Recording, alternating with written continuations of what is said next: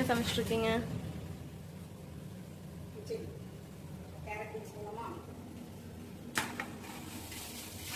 உங்க வீட்டில் தான் யாருக்குமே உப்புமா பிடிக்காது.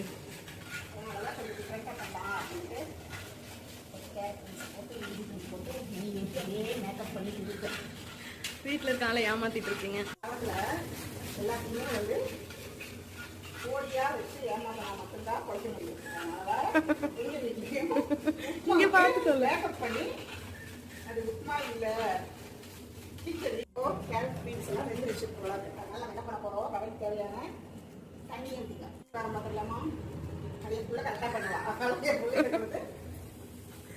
கரெக்டாக சொல்லலாம். சுட போதுமா? கிச்சடி இப்போ ரெடி. நீங்களே இதே மாதிரி உங்க குழந்தைகளுக்கு செஞ்சு கொடுத்து அசத்துங்க.